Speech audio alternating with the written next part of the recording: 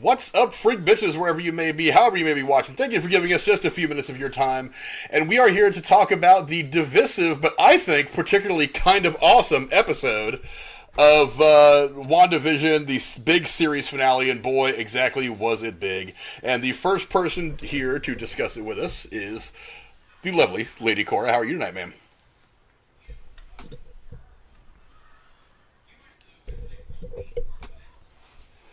This is the part where you talk, Cora.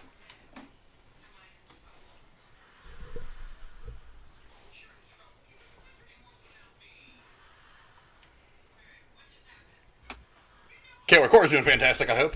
And we're going to move on from I'm good. I'm not sure if I hear you correctly. I muted the YouTube stream, and now I don't hear you on Discord, but... That's weird. I am. Well, I'm showing this is live, so hey, you may as well say hi to everybody real quick. Okay. Nope. I'm watching the live stream, so Oh, Cora, wow. if you can hear us, say hi. Okay, well, Cora's working on some stuff. Until then, we're going to say hi to my hetero life mate, Jeremy Wolner. What's going on today, buddy? Hopefully I'm actually here and everybody can hear me, but I'm doing fantastic. If anyone cares. We all care. Of course we care. You're an I integral can hear part you. of the Can you hear team. me now? We can hear you now, yes. And would you like to come say hi to everybody, Ms. I would Cora? hope so.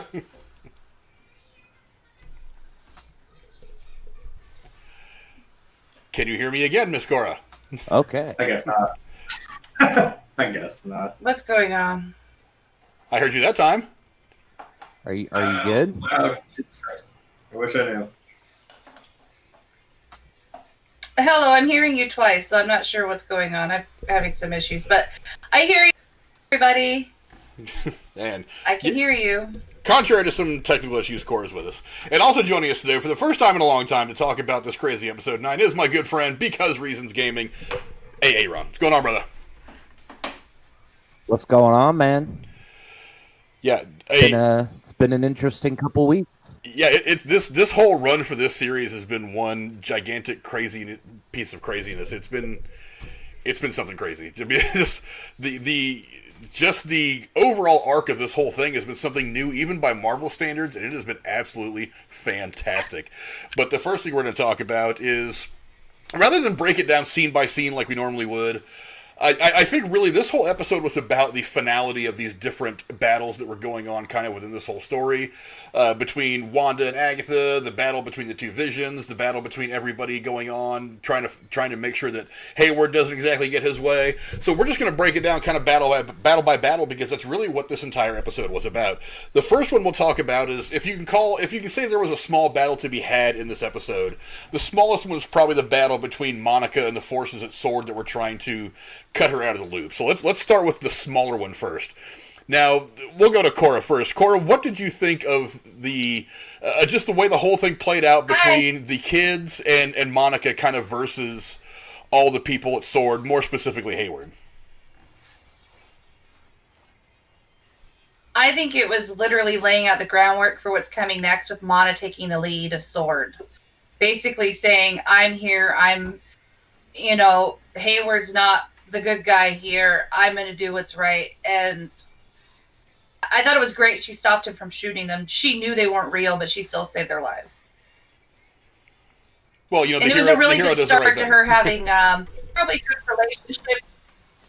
And also going forward, and it showed it at the end of the episode, it showed her building the building blocks of a good, healthy, at least communication relationship with Wanda. Because she did something good for Wanda there. Absolutely, Jeremy. What were your thoughts? That's what I think. Yeah, what were your thoughts on the way that whole interaction played out? Well, yeah, maybe just instinctively, even though the kids weren't real, it's like she still would have jumped in front of them to save them. And even though she knows they have powers, more than likely, and also herself, she's kind of discovering, like, hey, I've got these cool. I'm not going to call them wibbly woos because you don't deserve it, but whatever. You've got. They're not really wibbly woos. She's just kind of got absorption powers, whatever. But yeah, it's kind of like that whole this weird morality spectrum between Heyward and Monica, it's kind of like, yeah, she'd jump in front of some kids that aren't real. Would you do that, guy? Because I don't think you would. Yeah, she's obviously still very much in the infancy of her powers and what she is going to become. She still doesn't quite have too good of a grasp on it, but she seems to... It's clear that she has some kind of an ability when she's actually going to get to the point that she's actually wielding it with some specific intent in mind. I mean, we're going to get to that, obviously, at some point farther down the MCU. But Aaron, what did you think of the scene where Monica really goes toe to toe with everybody at Sword and makes them makes them pay for everything that they've done? Yeah. I mean, yeah. Aaron, you're on. Talk to you. I'll give it to him. Were you directing that at someone specific? Yes, I was directing that at you because he hasn't talked since you're past the talking stick. Yeah, everything's coming in a little choppy on my end. So yeah, I could hear you. Hearing every other word. I didn't hear you say his name either. Yeah, I think it's Discord. But Aaron, go ahead. I would honestly say that was probably one of the better scenes, in my opinion, of this episode. I mean, we got to see the first real instance of Monica's powers in effect. That was pretty cool. She phased through the bullets and stopped them. That was awesome. And then the boys got to actually show their own powers in this. They froze all of the Sword people, and then he ran through and disarmed them all. But one of the other things I noticed was that even after that scene took place, all those Sword agents were frozen the way they were, except for Heyward. Heyward was the only one who didn't stay frozen in his tracks for the rest of the episode. So I don't know. It really shows the level of power that these characters have and could have in the future. So I'm excited to see what happens next with them. Yeah, me too. Oddly enough, this whole scene between Monica and the boys messing with the guys from Sword, it was kind of my least favorite part of the episode. Significant, sure, and I get it, but it does kind of play against something I've been saying about Heyward all along, is that he's not necessarily the bad guy, he's just doing dumb things, but for the right reasons. But I can't get over the level 100 dick move of pulling out your gun and shooting at kids. So that part doesn't sit well with me. Now, I still do think that he was not necessarily a villain, but at the same time, it's kind of hard for me to kind of look past that. Now, some people have said that he knows the kids are fake because he's been watching this show along with the rest of us over the course of this entire thing. But still, pulling out your gun and mag dumping against a couple of 10-year-olds is not something that's going to put you in my good graces. You know what I mean? But that was your instinct, right? Yeah, I was like, you're never going to convince Cora that he's not the most evil of all evil bad guys. And I still don't think he was. I still think narratively it was kind of a... He's not going to do any favors for himself. Well, I mean, he gets his in the end, and we'll talk about that later on as we talk about... He's kind of the rock and a hard. Yeah, but he gets his in the end, and we'll talk about that once we get to talking about the aftermath of this episode. But still, I think it kind of flies in the face of the narrative that you had tried to paint for him. So I really didn't kind of like that part, but I mean, I got it. It all worked it all worked for the episode itself, but it kind of, like I said, it kind of flew in the face of everything that you were telling me about Heyward from when he comes into the story up till now. That kind of threw me off a little bit, but it's not the only time in the last couple episodes that they've done that. I mean, they've done it with Monica, and we'll talk about that a little, or not with Monica, but with Wanda, and we'll talk about that a little bit too. But on to probably the biggest confrontation of this entire episode. And that's obviously Wanda versus Agatha, and I've been forgetting to put all my stuff up here. Is Wanda versus Agatha. There was so much to dissect in this whole battle between those two for this, throughout the course of this episode. Obviously, all the cards are on the table now. And it started in the previous episode too. What's that? So it was the tie-in from episode 8. It was like the tie-in from episode 8 to 9 because that's where they ended those two fighting, you know, with her having the boys tethered, and then we immediately right back in. And so that's where the hook was for all of us waiting all week long for episode 9. Yeah, it picks up right as episode 8 leaves off. So for me, I see what you mean by that being the... But yeah, the overall battle between them is obviously, it gets to this point where Wanda almost doesn't want to fight anymore. And she does get to this point where she says, you know what, if you want my power, go ahead and take it. See what you can do with it. All this, of course, was a ruse, because while she's flying around the sky and throwing her little red wiggly-woo bolts at Agatha, she's also kind of subtly missing by mistake, and she's actually setting these runes all around the hex and using Agatha's own witchcraft against her. That was one of the things I thought was really cool, even though it was very badly telegraphed early on in the episode. But, I mean, what did you guys think just overall? What were some of your thoughts on this, Cora? I agree with you. I thought she played it well.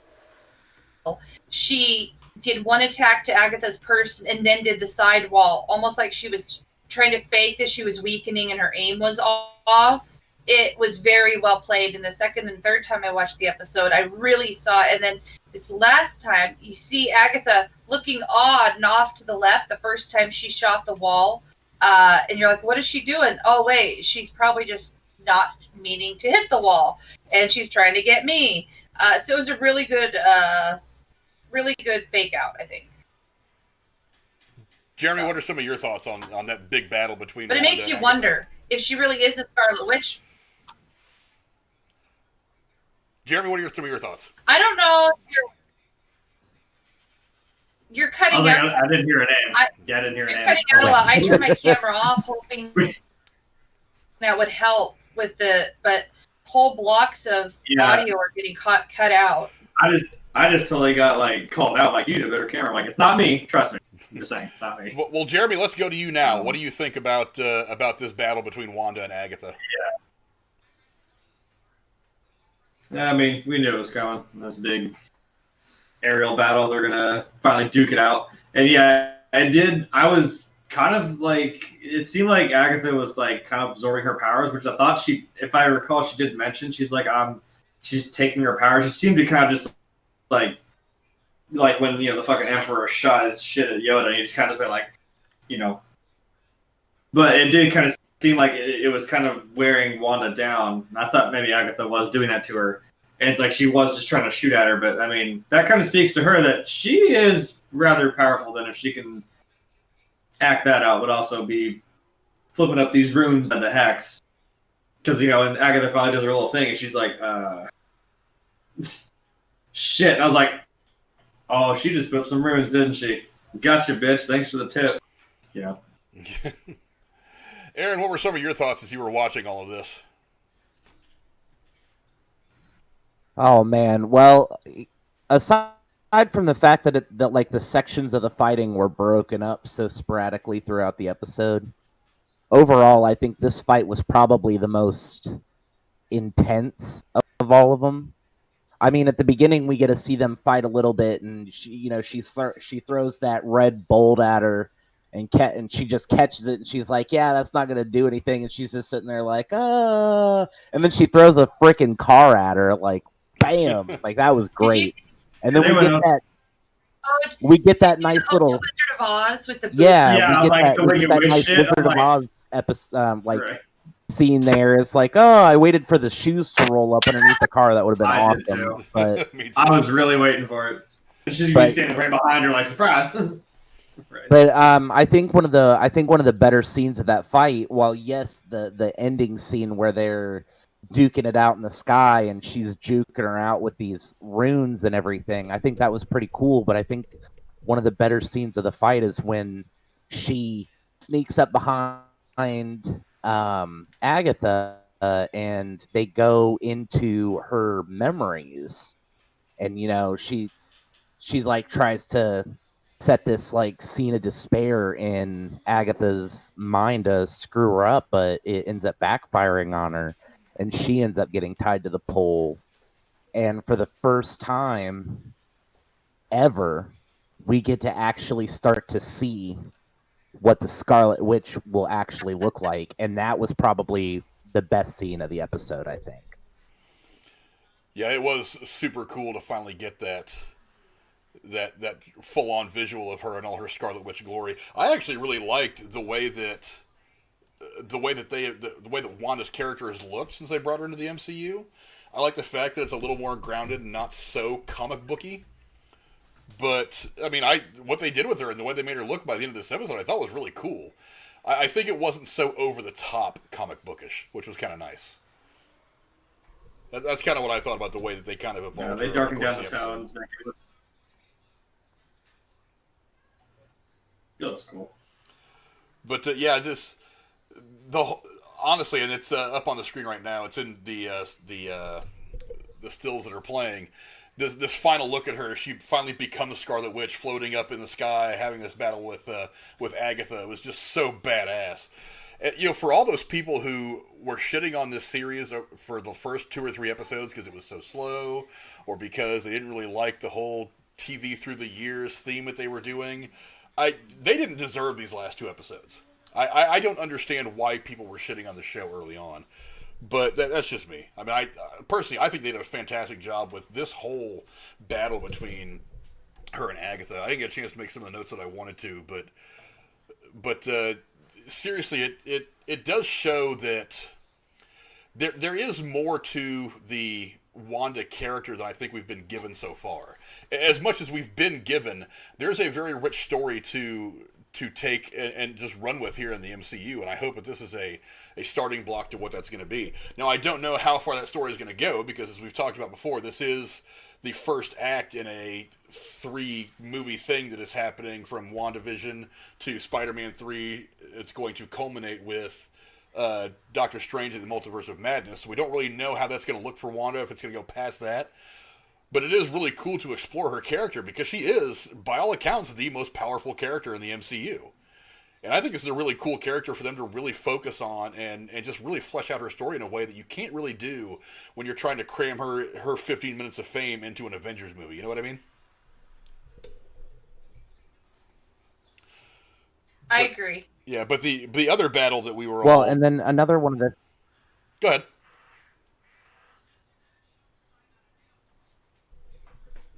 I'm sorry. No, go ahead. You were saying. Yeah, I was going to say one of the other things about that particular, one of the other things about that particular fight was towards the end of it, where Agatha's like, "You don't know what you've done. You don't know what you've released. You're going to need me." I have to wonder if that's going to be something we see in maybe a second season, if there will be, or if that's something that's going to pan out over Spider-Man or Doctor Strange. And I have to feel like it's probably going to pan out in Doctor Strange, especially since he was specifically referenced in this episode.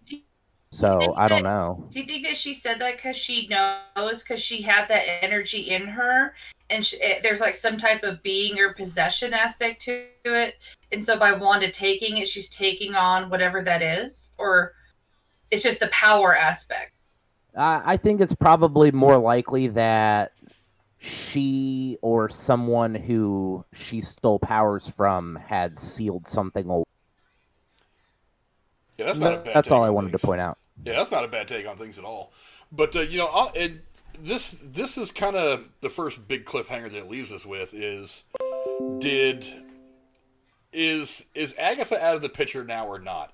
Because she does say you're going to need me, and then Wanda says, if I do, I know where to find you. And so she doesn't kill her, she doesn't put her in jail, or she doesn't use some red wiggly woos to put her inside some kind of phantom universe or something like that. She basically leaves her to live this fake life in Westview. So does that mean that she's going to come into the picture again at some point? That's kind of one of the. I'd imagine probably. No, Sorry. Go ahead. Go ahead. You're saying. I imagine that it's probably that she's going to come back, but at the very least, they leave the door open. So if they decide not to come back, well, they didn't need her. But if they decide, oh well, this is something that we need her for, we have an opportunity to bring this character back. You know what I mean? Whereas any other Marvel movie that we've seen, the only character that makes repeat appearances is Loki. And that's because they never killed him. They would he was the only bad guy that didn't get murder faced. You know what I mean? Mm-hmm. Like we're not going to get Ultron again. He's dead. We're not going to get Thanos again. He's dead. Well, we are going to get Thanos again, but that's beside the point. It's going to be an earlier version. But all the Vision's dead, but we got him back. Yeah, but that's no one ever like, dies. Yeah, but here's the thing. In this MCU, people actually do die. The only reason we got Vision back was because they rebuilt him, not because of magic wiggly woos and cosmic universalities bringing people back to life. We're not going to get Captain America again unless they do some kind of prequel or it's multiverse. Actually, he's gone, or something. And Iron Man is gone. Those characters in this continuity, in our actual continuity, are gone. We might get other versions of them from the multiverse, but they are gone. And Black Widow is too. They are actually in in talks right now, and we've talked about it before with Chris Evans to come back in some capacity. We just don't know what capacity yet. So take it for what it's worth. Well, I would imagine it's just going to be an alternative. Right, but this gives them that this gives them that opportunity to be like, well, if we decide to go a different route, we decide to go a different route. But that character's still there if we decide to bring her back. And I think the importance of this particular character, I would almost wager she'll be in at least Doctor Strange. Well, isn't that the setup for all of this? And I also had a theory, real quick. With Agatha being left in Westfield, who's to say that someone who's trying to fight against Wanda later wouldn't go get Agatha, take her out of the spell to help literally undo Wanda with the knowledge that Agatha has? Like, her leaving her behind is almost a weak spot. Well, there's also the rumors that the main baddie of Doctor Strange 2 is going to be Mephisto, which would, I mean, he would have that kind of ability. He would know where she was. It was that damn tree, I told you. that damn statue standing in the background. I don't think he's not. Yeah, he's not into that joke. There was some everyone's freaking their shit out about some tree. Like, that tree move? It's Mephisto. It's gotta be Mephisto. It's that tree right there. Like, no, it's a fucking actual tree. Stop. I know Marvel's got us like looking at every fucking frame. Marvel had a suspect of every The fucking carpet tree. in this scene was slightly demonic. Right. That coffee table looks like Satan. Yeah. There's something about this shadow. I was like, well, but to be fair, the sidewalk. We did go back.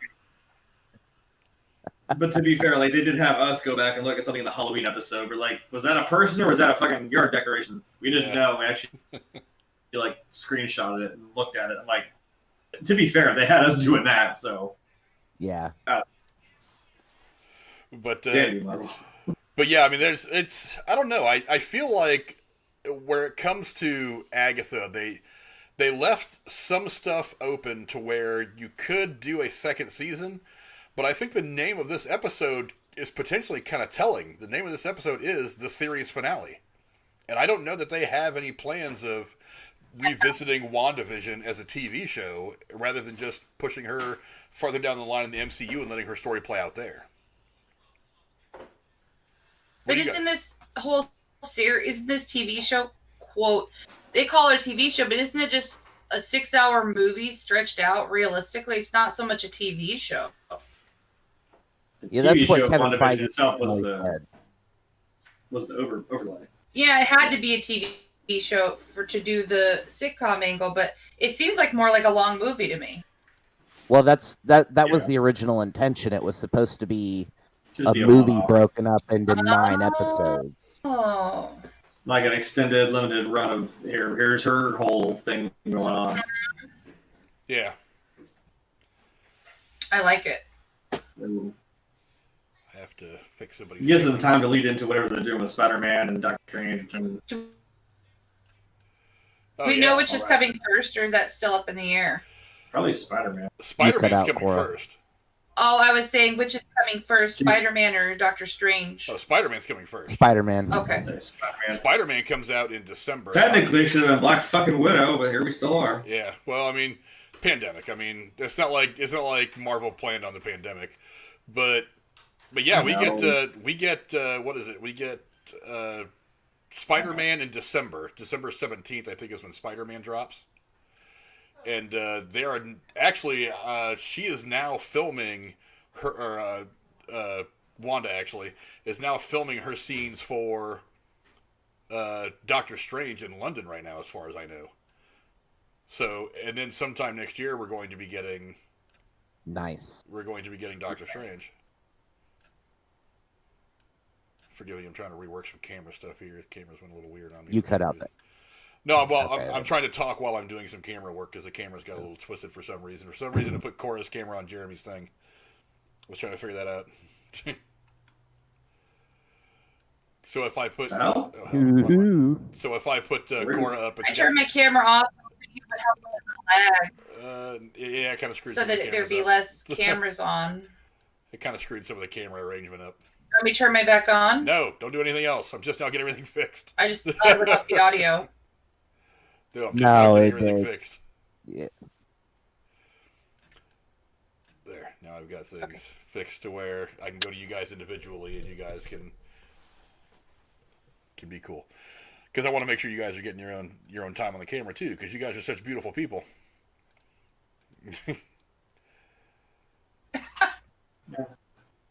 All evidence to the contrary. I will fight you.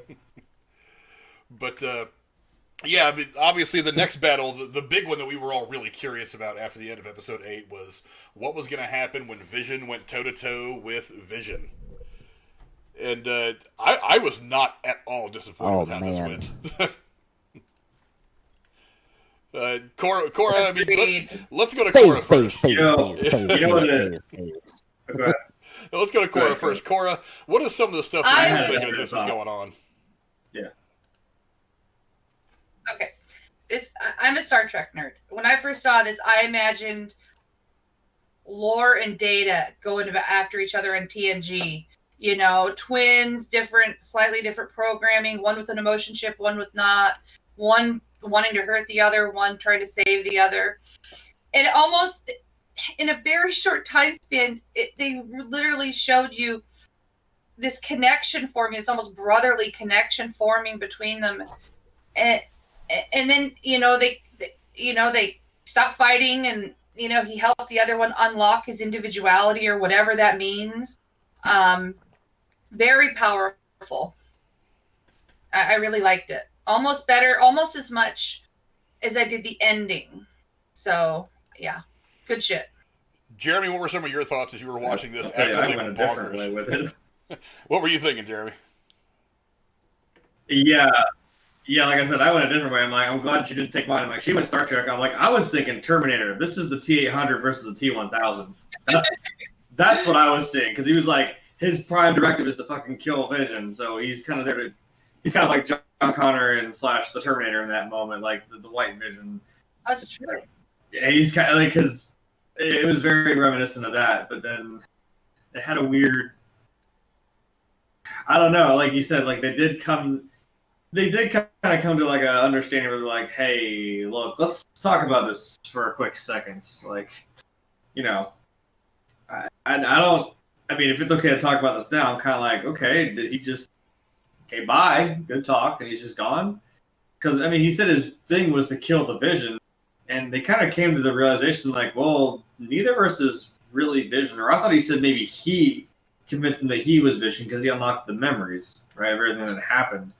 Did he kind of go off to, like, Iron Giant himself, and he just killed himself? Like, that was it?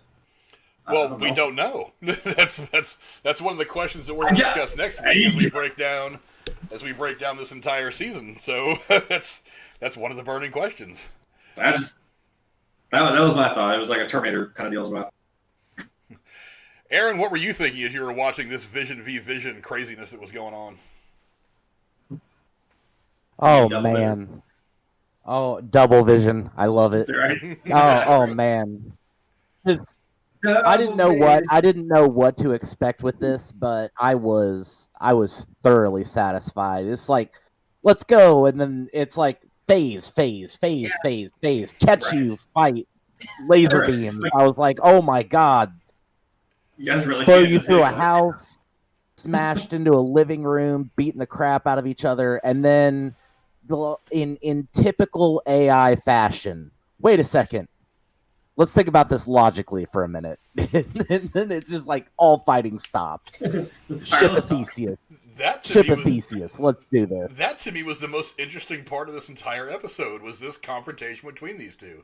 Is that the because we could have watched these guys beat each other's brains out for hours. I mean, what really would have come of the whole fisticuffs things between these two? Because the strongest muscle that Vision has always had is his mind, his intellect, his judgment, his objectivity. That's really the key element to Vision. So it gets to a point where even he understands. He's like, throwing punches isn't going to do this. I have to approach this from a different perspective than what we see most superheroes do. So he ends up bringing up the Ship of Theseus thing. And as I'm watching it, I'm like, this is fucking brilliant. This is the meeting of the minds. This is AI versus AI. Because this is exactly how it would go down. It wouldn't be two computers throwing haymakers at each other. It's this back and forth of logic and circuits and computations and stuff like that. I thought it was awesome. That was my favorite part of the entire episode. Yeah. Now, and this whole conversation about the Ship of Theseus, they had me Googling this shit. I wanted to see if it was real. I didn't know if it was something that was made up for the purposes of this episode or the MCU. But this whole back and forth, not attacking his body, but attacking this notion that his orders are to kill the Vision, but he's like, the Vision is already dead. So I am not the Vision. I am just this figment of Wanda's imagination that she created a couple of weeks ago. And I am not the real Vision. I have some of his memories and I know about him, but I am not him. I am an illusion. I am a figment of imagination. So when he realizes this, it's just insane how they went from the usual superhero explosions and tearing up the library and all that shit to them floating around. And I don't have the things up right now. I'll put it on the main thing so I can show the things about this. Do you think it's significant it was a library? They're in a place of knowledge to actually bring each other knowledge. Right. Yeah, it was significant. It was kind of the perfect. Room circular, so it was meant for this. Yeah, it really was the perfect arena for this kind of confrontation. You cut out. Yeah, it really was the perfect arena for this kind of confrontation. The other thing I wanted. Go ahead. I agree. It definitely was probably the perfect area for this particular scene to be played out. But one of the things Jeremy said earlier was about how, neither one of them was sure who was what, and then the one Vision, she wasn't sure if he had convinced him that he was the real Vision or what had happened. One of the key things that they say is White Vision goes, well, I don't have the Mind Stone, that's not part of me. Well, if you remember, in Infinity War, they made it very clear that the Mind Stone wasn't necessary for Vision to be Vision. They were even in the process of taking that out of him anyways. Of separating him from the stone, yeah. And they also stated that, for the most part, his components were all original. They had to obviously do, because we saw him on the table in 18 pieces. They had to put him back together, and there had to be pieces that they had to change out, but he still had the same brain, I guess. R2-D2, would be the man. That's what comes to mind. He would have to have the same brain. He was Vision. They just it's not even just the core programming. It was actually his consciousness. It was his brain inside of there. Yeah. So when Illusion Vision reaches out and unlocks his memories, he says, I am the Vision. I think he is the actual Vision. Just sans the Mind Stone. He has all of his memories back. He has all of his powers. I would wager that the next time we see him, if he is white, he won't be white for very long because his eyes changed to that to be the same as Illusion Vision and the original Vision. I bet he also got his ability to change his appearance at will, and we'll probably see the Vision that everybody knows and loves, and he'll be back to being his regular old, I'm a superhero badass motherfucker. And he's actually real. Like, he's really there, unlike the actual... And he's the real Vision. He is actually a thing now, yeah. Yeah. Oh, my question is how... Do you guys have any idea where he went? That's one of the burning questions that we're left with. I mean, was there something in the memories that Vision gave him, and he goes, "Oh, that's a place to hide from this Heyward fucker." Well, I'll go. I don't think he has to hide from Heyward. He doesn't have to hide from anybody. Yeah, he's the Vision. Yeah, he's. Okay. They are a sentient weapons. They're watching this shit, so you think you have like a little cataclysm, like, well, we have a tag on this guy. We'll know where he's gonna go. Maybe. Oh, that's probably right. I didn't even think about that, Jeremy. They probably know exactly where he is. Yeah. Well, he was able to turn his transponder off before. He'll do it again. Yeah. Yeah. I was like, he's smart enough to try and do that. Or Wanda could do something for him, but Well, Aaron, you're a little more versed in the comic books than I am, so I'll defer to you on this one because you probably have this information maybe readily available in your head that I don't. There is precedence for this in the comic books with Vision turning. I think he turned gray in the comic books after he got his consciousness wiped clean or something like that. How did it play out in the comic books? I mean, is there some hint I there don't know that it could lead to? I don't think that what you're saying is what actually happened. There was an entirely different version of Vision from an alternate reality that was evil. And he was a completely different color scheme. He was like solid gold, I think. I don't remember any period in time where Vision turned gray because he lost his memories, but I could be wrong about that. That's not something that I'm familiar with. Well, this is something that did have some kind of a precedent in the comics. I just don't know much about it. I haven't really read much about it. Because in the lead up to the reveal of White Vision, there was a lot of people talking about, well, if Vision is going to survive the end of the Hex, which we all kind of saw coming very early on in the series, is he going to turn into White Vision? Is it going to be the Gray Vision? They kept going back to what was happening or what happened in the comic books as maybe a template as to what Marvel might be doing with him here in the MCU. I didn't know if there was anything specific about that you could recall that could kind of give us an idea as to where they might be headed with this whole White Vision thing.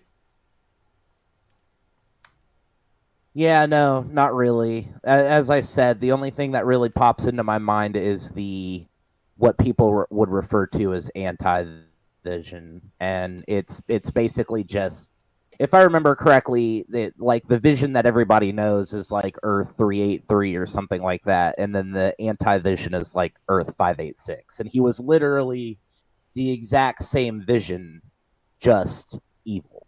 So imagine Vision if Ultron had succeeded, basically. And that's really all I have. I'm not familiar with enough of that arc that you're referring to. Yeah, I'm not very familiar with it either. That's why I was kind of going to you. You've already given me way more information than I had about it when I clicked go live. So I mean, that's that. I've just heard other people talking about it on like Marvel pages right. and on different stuff, all the things online that I've seen, all the videos I've watched over the course of the last couple of days on YouTube. So yeah, that's that. I just think there might be something there that they take little bits and pieces of and kind of maybe put it down that direction. But I mean, I don't know how they plan on playing it out over the course of the next two movies. I don't see any opportunity for either Wanda or Vision to show up again in the Spider-Man movie. Now, I could be wrong. I mean, Wanda makes sense. Vision doesn't. What do you guys think?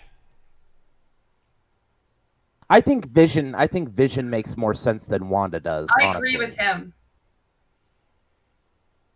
Because I mean, and we're gonna get into this in a little bit, but based solely on the second post-credit scene, I think the next time we see Wanda is gonna be Doctor Strange. I think we're far more likely to see the Vision than anything. Jeremy, what do you think? In Spider-Man. I mean, I could see, because, yeah, like, if talking about that post-credit scene, I'm like, that seems more like a Doctor Strange kind of deal with what's going on there. But, I mean, I don't know if it'd be necessarily just one before the other, but because when we're thinking Spider-Man's going to be the first thing that comes out, however this plays into it, maybe it has to do with some sort of multiverse thing and ties in with Wanda and also Strange. But yeah, we could see this. I almost tongue-tied myself saying this version of Vision. I had to stop and think about that for a minute. I almost fucked myself up. This version of him is probably going to come into play at some point. It seems we have now. This is probably the fullest version of him we have. Well, it's certainly the fullest version we have. It's still alive in the MCU, but it seems to me like the White Vision, as he flies away and we last see him over the course of this episode, it seems to me like he'd be a little too overpowered to show up in the Spider-Man movie. Like, it'd just be too much. Do you guys see it that way? It depends on what kind of route. Well, especially when you consider that we're supposed to be there's supposed to be this multiverse thing that is going to bring in Jamie Foxx's version of Electro and the Doc Ock that we saw in the Tobey Maguire films. So it seems to me like it makes more sense for at least Wanda's power to play a part in that movie rather than anything Vision does. I mean, you guys get what I'm saying? I want to believe that Tobey Maguire and Andrew Garfield's Spider-Mans and their respected villains are going to show up in Spider-Man 3. But it has been said by several people that they are not billed for this Spider-Man. I would imagine, if anything, they're going to show up in Doctor Strange, not Spider-Man. So I really don't see like that a being the multiverse thing case. more than a Spider-Man thing. Yeah, more like a multiverse thing than a Spider-Man thing, because I mean, you got to look at it. You got to look at it from this angle. Tom Holland has been one of the single biggest sources of leaks for any of the Marvel films. He knows better, though. He knows better now. He may know better now, but he actually came out and said that they're confirmed not to have cameos in his movie. Well, in all fairness, though, I don't think Tom Holland is accidentally leaking anything. I think all that shit's always been planned. That's just what I think. I don't know that. I don't know. You know, sometimes look at the movie Seven. They didn't build Kevin Spacey's name in that because they wanted that to be a surprise. When they finally revealed it was the killer. Oh, great. Well, sometimes maybe we're not just going to drop this. The actor makes. Yeah, I mean, they may want to keep it under wraps so that everyone's actually surprised and that everyone's, because they know we're going to look into this and be looking at, like, okay, is there a Bill cast member on this movie or anything like that? That's why. That was just my take. I'm like, maybe if they're going to, it'd be, maybe, like I said, this might be a setup for the Doctor Strange thing. I think this is going to be a Tom Holland Spider-Man movie, and then, like, there might be something that opens up at the end where it's kind of like, whoa, hey, here's, Andrew Garfield, Electro, and Tobey Maguire, and Alfred Molina over here doing their thing, which might lead into that, and that probably does with Wanda having. I assume that was the book she got back from Doctor Strange, so that might be the whole. What I was thinking, it might be more more prominent. I can't speak today. Prominent in the Doctor Strange movie because that's more of his shtick, with his little orange swiggly swiggles. We can hashtag that one now. It's little and swiggly swiggles. Yeah. That. But the Vision on Vision battle was, I think, one of the more meaningful ones that happened over the course of this episode. So Wanda, Falcon and Winter Soldier starts on the 19th. It starts exactly, it's in 11 days, something like that? It was 2 weeks from when the episode of WandaVision 10. aired. That's his favorite 10 days. MCU character.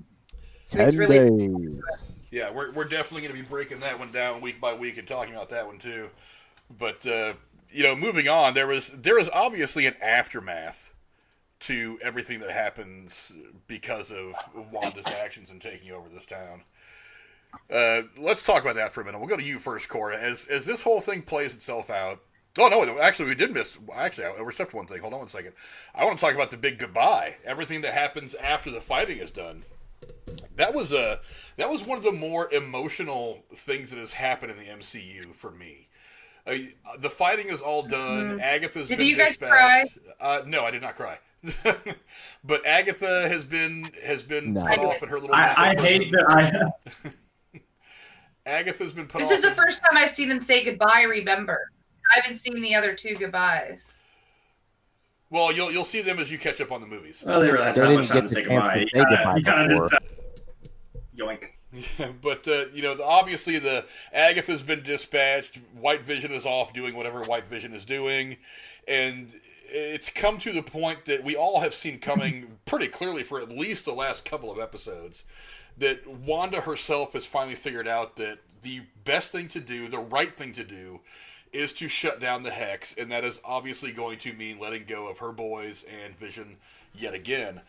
Now, this scene as they're walking back to their house, kind of like they just got done with whatever they were doing over the course of a Saturday or Sunday evening, and they're just walking back to their house as the sun sets. There was something peaceful and sad about that, about the lead up to them walking down the street up to their house. They put their boys in bed, and one of the most poignant things I've seen in the MCU so far is when they're putting the boys to bed.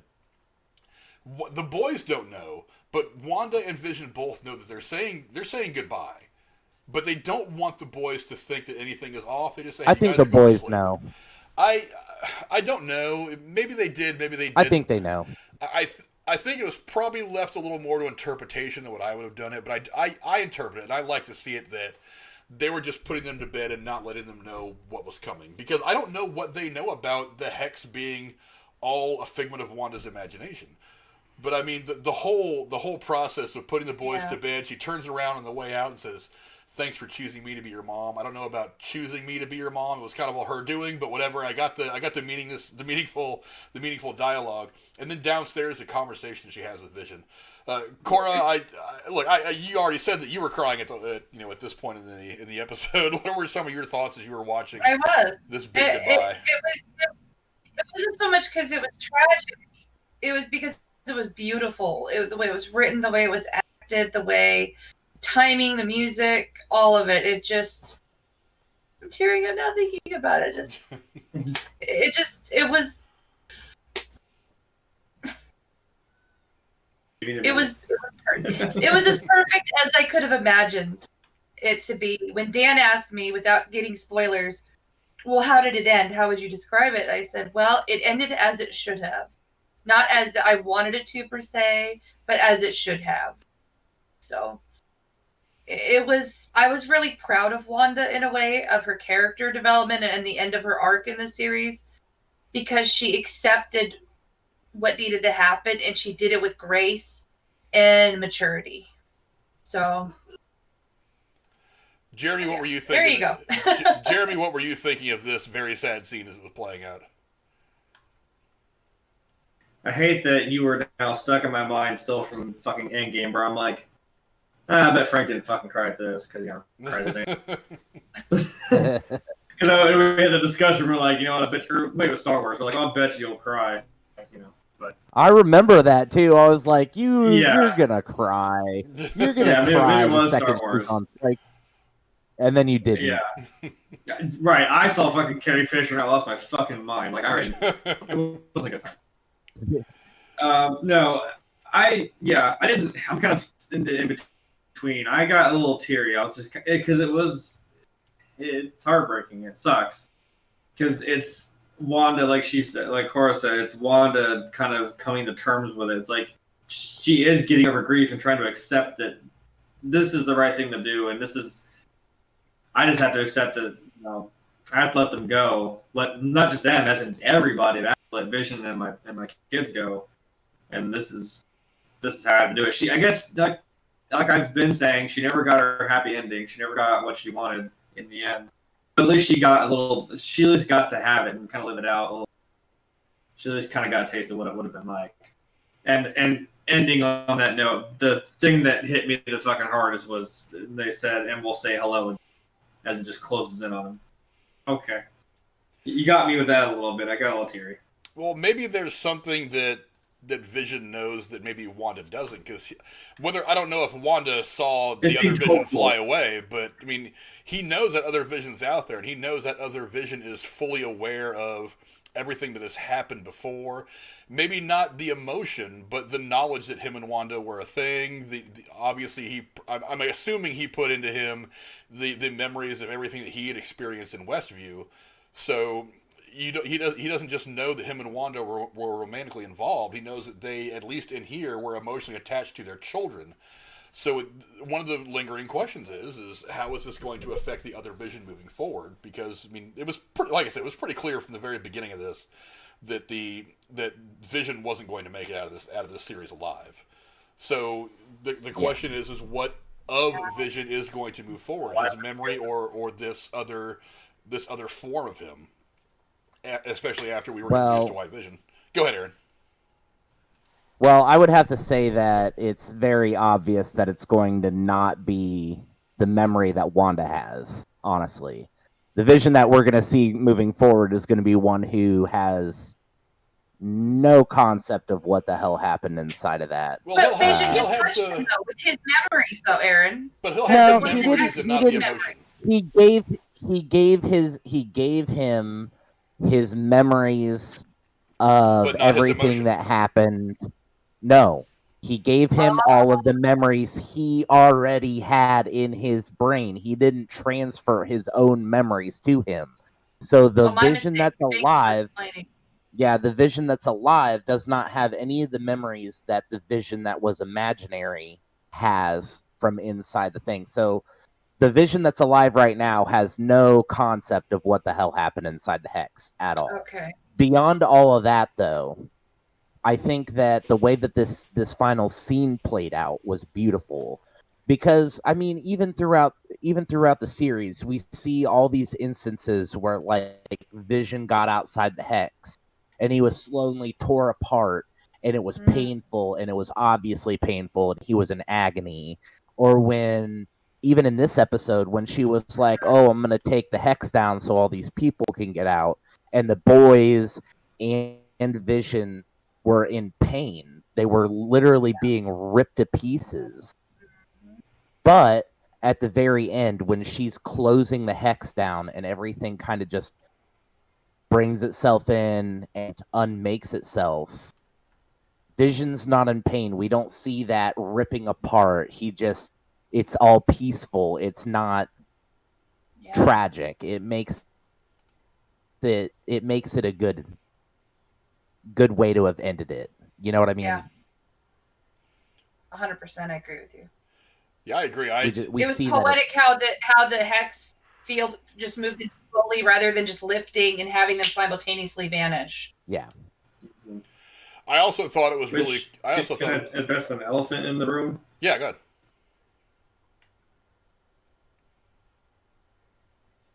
So, I'm trying to figure out where everyone's at.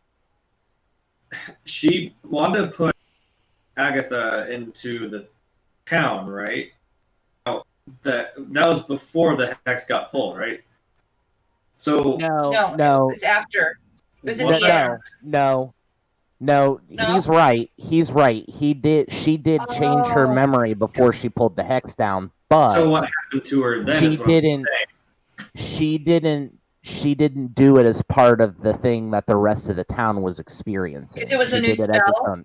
She did it as its own separate thing altogether. So I'm saying, she has this hold over her still. Yeah, so I would say. So why did you just put a Hex literally around their house, a red field around the house, so the Vision and the boys could stay in the house? Because that wouldn't be right. Okay. Because they're not real, and she knows they're not real, and she has to let them go. I think that's the whole point. I was just trying to figure out what happened to Agatha. I'm like, I kind of liked her comeuppance was that she was like, well, now you're just going to be stuck here as the nosy ass neighbor that you were, since that's what you chose for yourself. And then I'm like, okay, but then you pulled the Hex down. I'm like, did you still make her be that way in the actual town of Westview, or I think that's how the takeaway from that is that she's in her own little prison of prison of being. She is Agnes again. Don't kill the goddamn dog. She's gonna go back to that house with that 20-something-year-old guy who's gonna go, I got my house. Wasn't something boner? He's like boner. And that's something that we haven't really. That's something we haven't really touched on yet. Is we finally get to find out who Ralph is, and it turns out that I thought it was kind of anticlimactic that Ralph is just the guy who she ended up pretending to be Pietro. This is a cover, but yeah. And also, it does answer one of those big questions. I'm sorry, but he's. No, it does. Well, she can always set up a tent in the empty lot of Wanda's house, right? If she has nowhere to live. So I guess, but I mean, Wanda's house doesn't exist anymore. Oh, that's true. That's true. It's just a foundation now with no house there. Yeah, but it does I'm just saying, put a tent in the empty lot. But it did answer one of the questions, though. Is everybody kept wondering, was this version of Pietro, was it the X-Men version from Fox? And I knew all along that it wasn't. I knew for a fact that Kevin Feige wasn't going to attach himself to anything from the Fox X-Men universe. But I thought it was the ultimate troll casting Evan Peters to do this because they got everybody talking. Yeah. Did you guys think for a minute that was actually Quicksilver from the X-Men universe?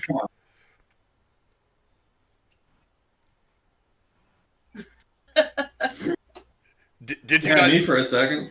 He had you for a second. Aaron, did you for a minute think that this was actually going to be? It really did. I was kind of with Wanda.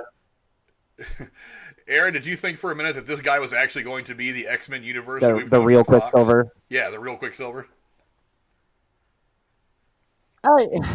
No, I mean, I wanted to believe. I really did. But I did too. Like you said, I knew it wasn't going to happen. I knew that wasn't going to be real.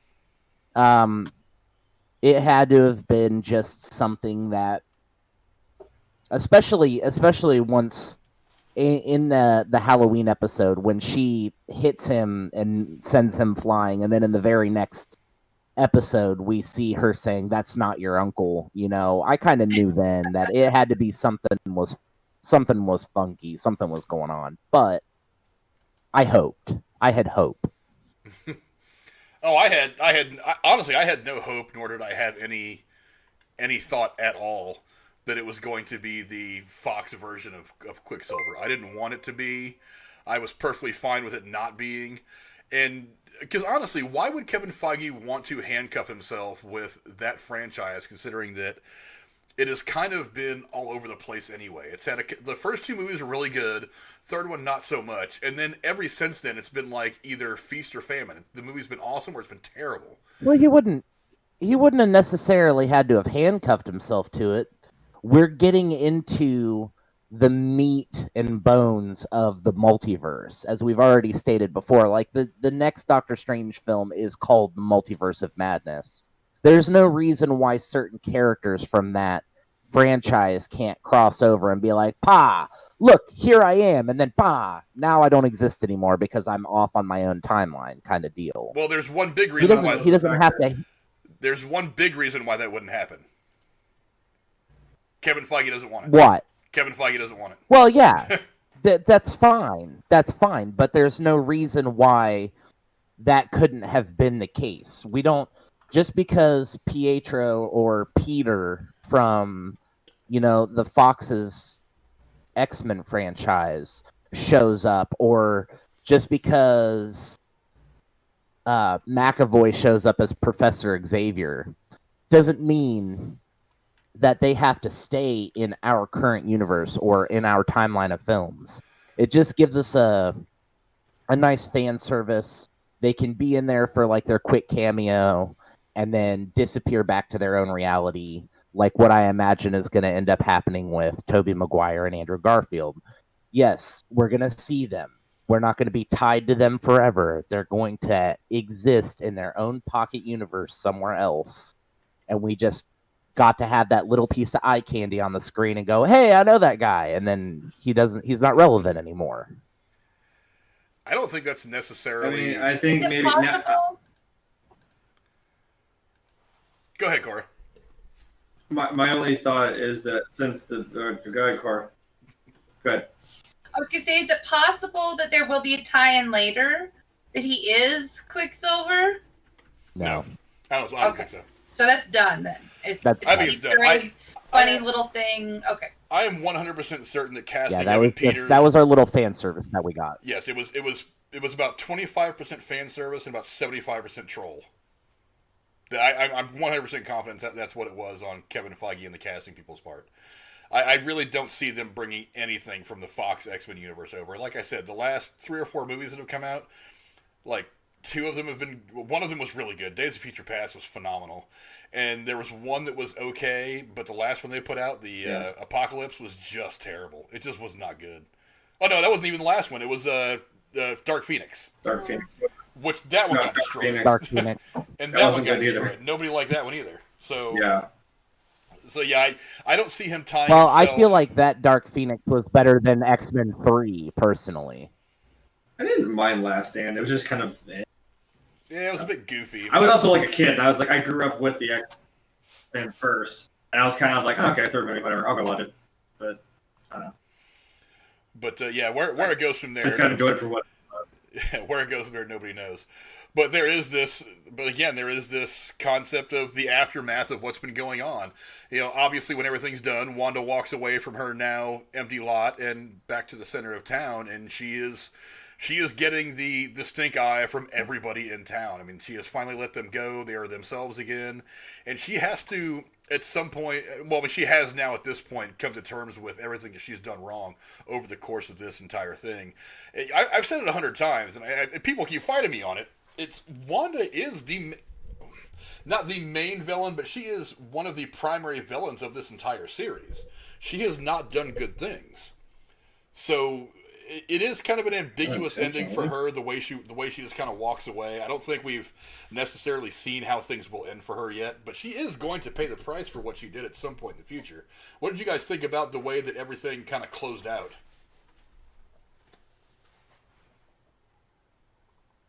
Let's start with you, I Clark. really think. I think Sword would have loved to have taken her into custody. And I think Monica letting her go will go far for her maybe being willing to come in and talk to them later if Monica, in fact, takes over Sword. I hope so. It's kind of her mom's company. But who's the alien thing? Can you help you guys understand that? See. What is that all about? You have to go I watch about fell the fuck out of my chair. I was like, Have you seen Captain Marvel? Captain Marvel. No, Okay. You have to go watch. You now have to get off of this call and go watch Captain Marvel. I have good news. I started watching the MCU movies in order so I can actually learn everything. As of this week, I've watched 2 movies that I haven't seen already. So I will get there. Yeah, you'll understand. You're going to be like, now I get it. Captain Marvel explains a lot about Monica. Monica is the little girl in that movie. Yeah. So, yeah, Monica is. You'll see her mom that we've been talking about. Yeah, she's Lieutenant Trouble. Yeah. Gotcha. But yeah, you'll figure out a lot more That's about that voice Monica's. with her when she said when they were passing out kids, they gave her on the top of one. Yeah, you'll find out a lot about Monica's personal history once you watch Captain Marvel. Captain Marvel got shit on a lot too. I'm watching one movie a day, sometimes 2 if I have time. That's fine. You'll get caught up eventually. You'll get caught up eventually. But Jeremy, what did you think about? By the time Winter Soldier's done, I should have them all done. Okay. Well, Jeremy, what did you think about the aftermath of all of Wanda's actions and the big battles over the course of all this as they were wrapping up the body of the episode? Well, I mean, I just thought it was kind of funny how as she's walking back up the street in Westview, and I'm like, it looked like everyone was about to just mob attack her, and I'm like, yeah, well, I'd be a little pissed off too. But I'm also like, you're not all about to attack her, for one. But I don't know. I like what she said to Monica. She's like, well, it's not going to change how they look at me. And I don't think she just meant the people in Westview. It's like, well, I kind of did a thing here, and it may or may not have involuntarily, she kind of just went with it.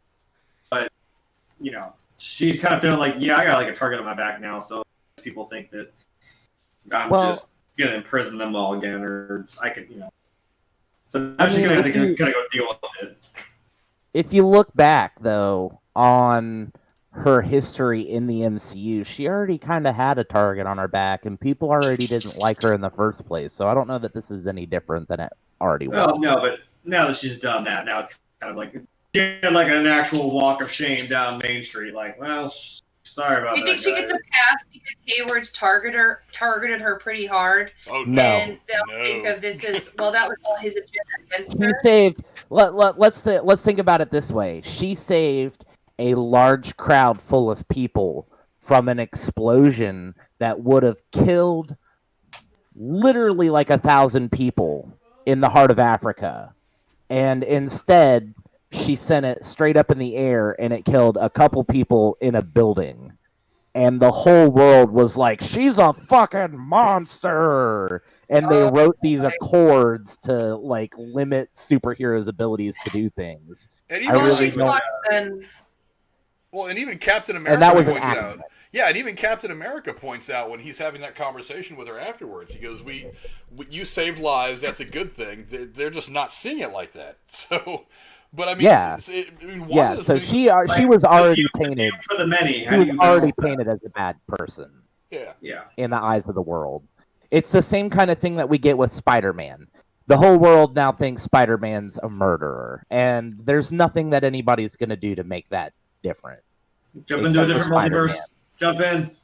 They won't know. Like, guess we're gonna leave this one now. Bye. See, that's my thought is with the title now being No Way Home. I'm like, maybe the end little twist is like, shit, we're stuck in some other universe now, which we can play with.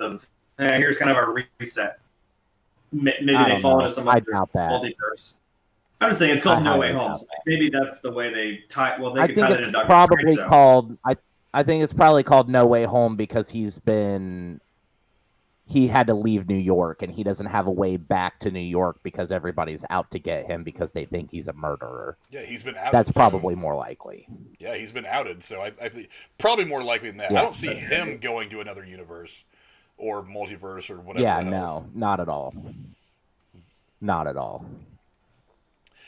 Yeah, but the what the fuck's up one of the Doctor Strange movie then? That's what I want to know. Well, we don't know yet. That's the problem. we honestly have no idea what. It doesn't have to be about it's Doctor Strange's movie, not Spider-Man's. Well, I mean, but they aren't we connected. have the most of. But they aren't connected. People who've ever played Spider-Man. Well, no, connected doesn't mean that Spider-Man stuck. Like, it doesn't mean that the two have to have everything to do with each other. They're just connected. No. I do think that Doctor Strange is actually... Since Hollywood likes to reboot Spider-Man every 3 weeks. Yeah, I do think Doctor Strange is actually in Spider-Man at some point, too. I don't know how big of a role he plays. But I'm pretty sure I read that Benedict Cumberbatch was shooting a scene for Spider-Man. What's that? Well, do you think that'll be a crossover from Spider-Man to Doctor Strange, him being like in an end credit scene in Spider-Man? Nobody knows how. I hope it's more than that. Well, I don't think it's a post-credit scene. I think he's actually in the body of the movie somewhere, but the significance nobody knows yet because nobody really knows a whole lot about the storylines for either one of the next two films. So it's kind of hard to even really do anything other than just make speculation. You know what I mean? All we really have are title cards right now, and that's it. And a few. I mean, if you look at anything that has to do with the Spider-Man franchise, if you look at anything that has to do with the Spider-Man franchise that we have right now, you can't base what's going to happen in the movie on the title. I mean, everybody was like, "Oh, it's called Far From Home because he's stuck on Titan." No, it's called Far From Home because it takes place in Europe. Yeah, I'm not 100% sure what the... Oh, I mean, you can't... Yeah, I'm not 100% sure what the actual role that Doctor Strange is going to play. But, I mean, it's... Obviously, I think it's going to be more than just a post-credit scene or some mid-credit scene because of the connectivity between these three projects. So I think it would have to be something more significant. That's one of the reasons why a lot of people thought that this big cameo that, that we all convinced ourselves was coming was going to be probably Doctor Strange or Spider-Man because of the connection between these projects. I thought Doctor Strange made a little more sense, but I mean, I don't know. I was really, really, really hoping it was going to be Hank McCoy. I still think it's a little early to bring in the X-Men. If you listen to what Kevin Feige has said, because when the deal came down between Fox and he didn't have to be.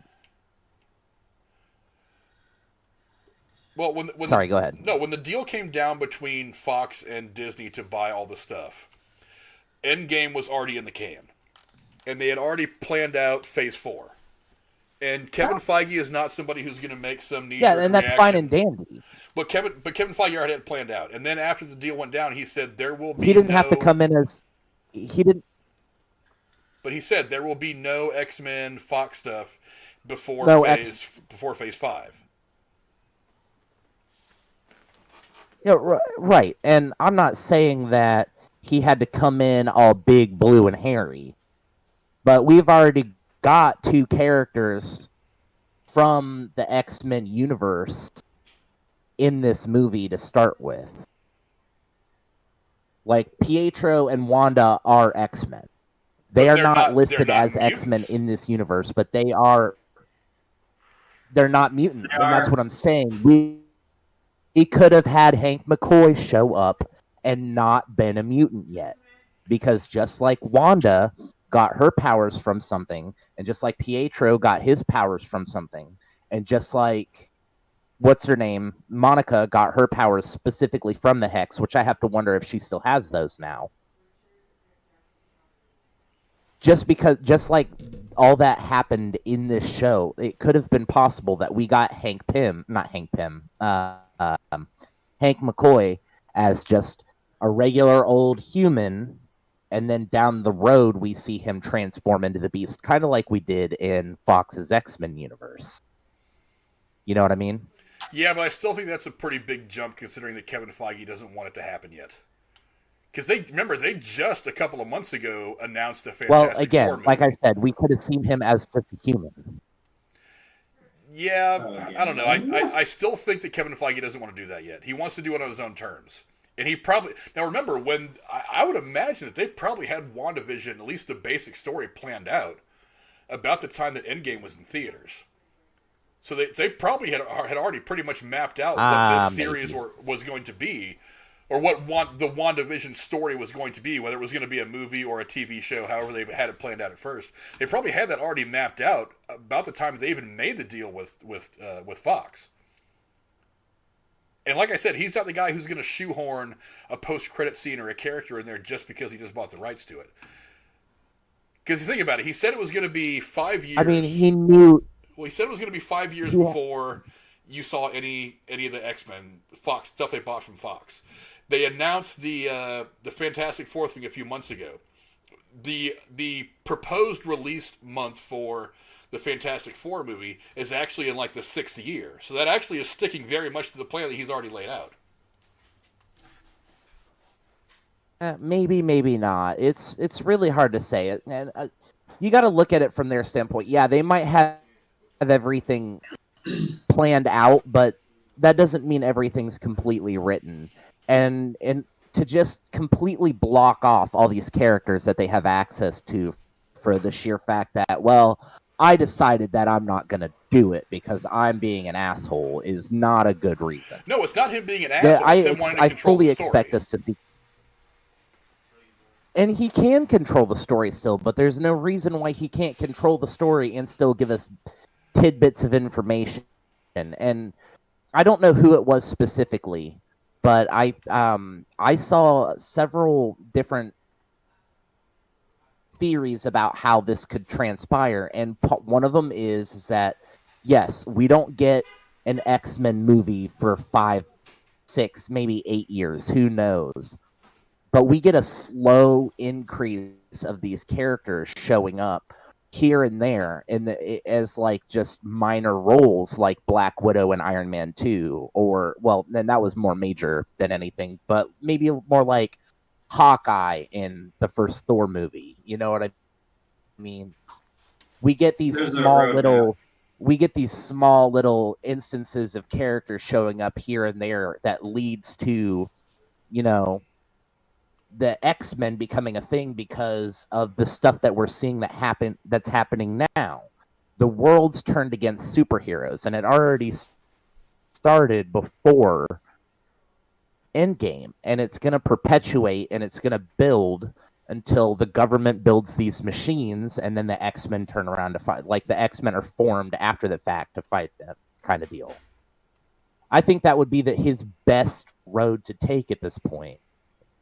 And for him to just be like, no, we're not doing that, even though, like, you say that he bought the rights and they're not going to use the characters for 5 years, but he knows and Fox knows that they were in talks about that for long enough where he knew he was getting those rights at some point.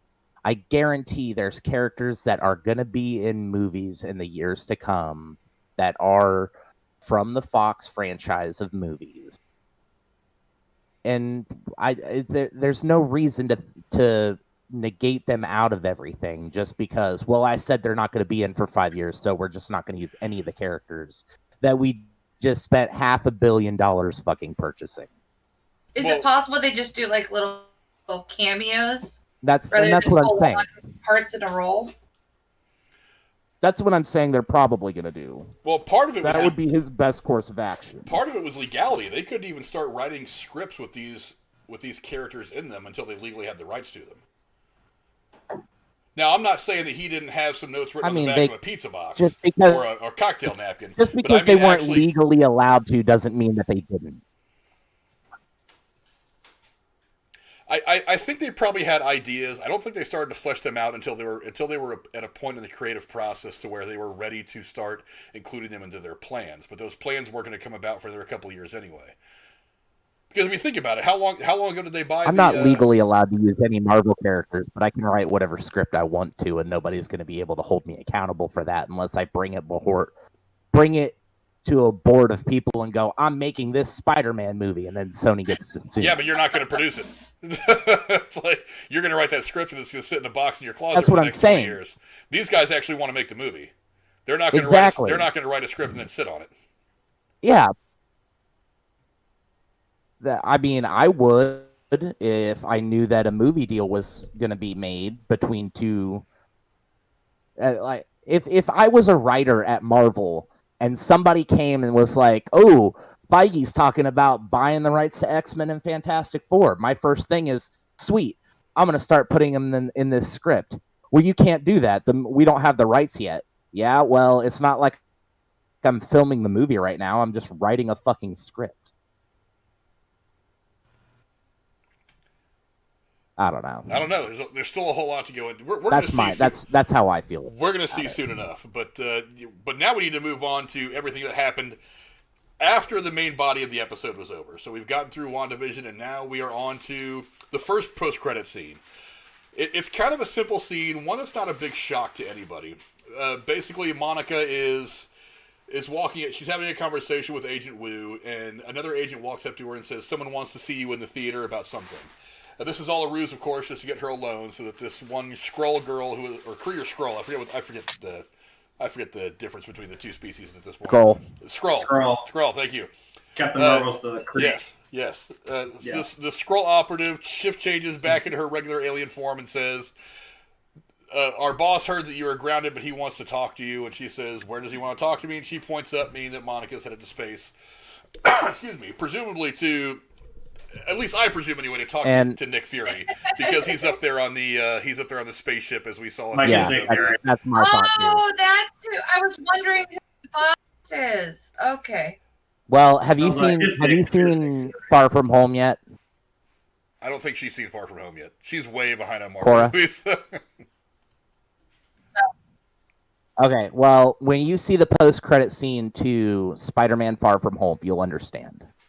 Is that in MCU? Because it's on Disney. Yes. It's not on the list. It's not on Disney Plus because it's technically owned by Sony, but it is one of the 23 Marvel movies. Oh boy, you guys! It's actually, I think it's available on Hulu. It is one of the. I don't know. Okay. It might be, but it is definitely one of the MCU movies. I think it's available on Hulu if you have the Stars add-on, because I think I have the Stars add-on. I'm not 100% sure, but I did watch it on Hulu a while back, or you can just go buy it on DVD. It's totally worth it.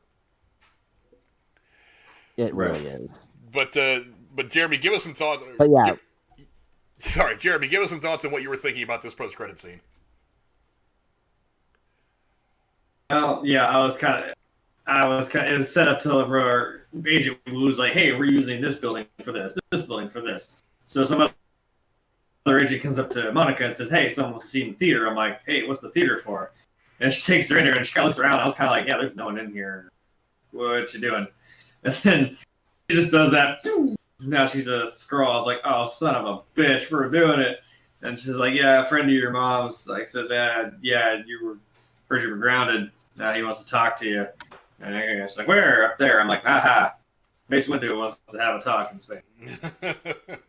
This motherfucker wants to have a talk. So I'm excited. Maybe more Captain Marvel, which I kind of want to see. Because we were just talking about that in there when he was like, oh, I feel like it was just too much too fast. Like, oh, boom, here, now she has her powers. I'm like, yeah, it's an origin movie. It's going to set her up, and I'm like, it's also when it came out. It's like, we're doing this, the boom, endgame. We kind of have to still get her in there somehow. But I was like, we haven't started watching, like, trust me, get into WandaVision a little bit. You'll see what I'm about to say. There's probably going to be more given to Captain Marvel, given who this person is. We got to the hospital scene, and she said, Monica Rambeau. I'm like, there you go. There's your tie-in. That's Lieutenant Trouble. So now we might actually see the whole... We got enough timeline of her life to have a backstory between her and probably Nick Fury and Captain Marvel herself. So I want to see it. I'm here for it. No doubt. Aaron, what were you thinking as you were watching this first post-credit scene play out? Well, originally I had my doubts as to whether or not she was referring to Fury. I thought maybe it was the other guy. I can't remember what his name is, but the other Skrull that Talos, was the leader of the Skrulls. Yeah, Talos. I was thinking Are they would just probably trying to offer her a job, or are they just trying to be? She already has the job. Sword commander. She already has the job. She already works for Sword. Okay, but they're not going to try to take her away from that job. No, because she's talking about something that's already Sword exists in space already. Yeah, we're giving her wings back, so to speak. Yeah. Gotcha. He gets to go to the real Sword base, not the one that's on Earth. Yeah. But okay. But I had thought that maybe she was referring to Talos as being one of your mom's friends. But the more I thought about that, in the timeline of events that's going on right now, Talos is on Earth in Europe, so it has to be Fury that she was referring to. That's possible, yeah. I'm pretty excited to see where we go with this. But the other thing is that the timeline of events that takes place, WandaVision actually happens way before Spider-Man Far From Home. Oh, yeah. Way before. Because Spider-Man Far From Home takes place almost a full year after Endgame. And this TV show takes place a month after Endgame. Yeah, after everybody snaps back. So... Yeah. Right. So I'm thinking that maybe Monica's already on Sword Base in Spider-Man Far From Home. When we get that post-credit scene and Nick Fury's sitting on a beach and he gets up and he's like, okay, where are my shoes? You know. Where's my super suit? Monica. I would have lost it if he said that. Come on. Oh, that my God. Cold. But I have to imagine that Monica's already up there. She's on the ship during that scene, in my opinion. That's fair. But we'll have to wait and see. I'm excited to find out. That's the whole point of post-credit scenes. Tidbits of information make you excited to see what happens next. Yeah, no doubt. Yeah. But we did get one big piece of information in that post-credit scene. We get to see Heyward getting exactly what was coming to him as he gets walked away in cuffs by the FBI. So for those of you who really wanted to see him get his in the end, Yeah, he got it right. Like I said, I mean, I was kind of on his side as the good guy just doing dumb things, but God, when you magged up on a couple of 10-year-old kids, you kind of lose me on that one. So I was kind of happy to see him get dragged away in irons. That didn't bother me at all. But the next thing that happens is obviously that second post-credit scene, and there's a whole lot to digest in this 30 seconds of TV. Now, first off, when I first saw this, and Aaron, this goes back to something that you were saying. I was kind of wondering, is this Alkali Lake that we're at right now? Is this where they're finally gonna start throwing us little nuggets? Because we're about the time where I figured they're gonna start throwing us little things, little nuggets. But I didn't know what this was. But of course, we end up seeing Wanda on this cabin on this nice peaceful lake. She goes in to pour herself some hot water from the tea kettle. And as the camera goes past her and into her bedroom, we see, of course, this astral projection of her studying the Darkhold and getting all of its secrets. And towards the very end of this scene, we hear her kids crying for help. And what I'm pretty sure is not a... That's what I was wondering. Yeah, I don't think it's new audio. I don't think it's new audio. I think it's actually something from earlier in the series. So I don't really know if it means the kids are trapped in there or not. I could be wrong. You guys can make your guesses. Go ahead, Cora. Talk about how this how you saw this. I've been saying this. Well, I'll tell you. Maybe I'm confused because how can she be in two places at once? Maybe that's Doctor Strange. Okay. When you see Doctor Strange, you'll figure it out. But I thought it was telling. Okay. It was. I rewatched that last scene 4 times today on the third go through because I was trying to figure out what that fucking audio was. I couldn't tell if it was her kids or if for some reason she was channeling all the inner voices of the West View people back when she was in control and she's trying to figure out where she went wrong. I don't know. It just seemed really odd. And I'm glad you said that about the kids because I suspected it was the kids, but I wasn't sure. I thought it was curious that she wasn't out trying to find Vision. A little bit. Well, she may not be ready to find that version of Vision right now.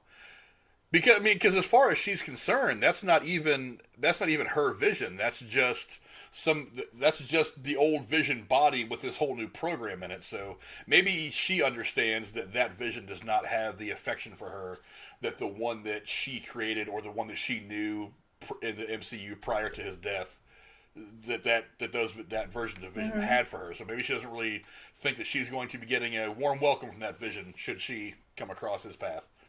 I don't really know. Or maybe she's plotting something big that's going to come to fruition later on over the course of the story, and she's studying up and trying to get ready for it. I don't know. Jeremy, what were some of your thoughts on this scene? Yeah, as you just said, maybe now she's finally gotten a hold of the book and she's trying to get a better grasp on what's going on. Because I think she was even like, "Look, I don't even understand. Maybe she doesn't fully understand what the extent of her powers are, and this would be something that would help her." Because something that Agatha said was like, "You have maybe again, I don't know if she was fucking with her, but she's like, you have no idea what you just did." And I'm like. And I kind of with Wanda, where she's like, "Yeah, screw you, bitch. I don't care." That's cute. I don't give a shit. But maybe it is her trying to get a better grasp on it. And yeah, I don't know which one was the projection. I thought the projection was her taking the tea kettle off the stove, and then she's really in there wibbly wooing that book pretty fucking hard. And then all of a sudden she just and then she hears her kid. Now it may have just been recorded dialogue again that they played over top. But my takeaway from that was because she actually looked up and seemed concerned, like, wait. I'm like, well, wait, how is she hearing her kids again? Like, what happened? Something, she, unlock a little DLC. And now she's like, oh, now I can go get my kids. Or maybe there's hope that she can have the kids back. But didn't we say, they might actually be a thing? Because, didn't she have twins? Or Vision have twins? Yeah, in a couple iterations of comic books. Yeah, I'll let Aaron go into that because, like I said, he's got a little bit more knowledge. Yes, there you go. Than I do.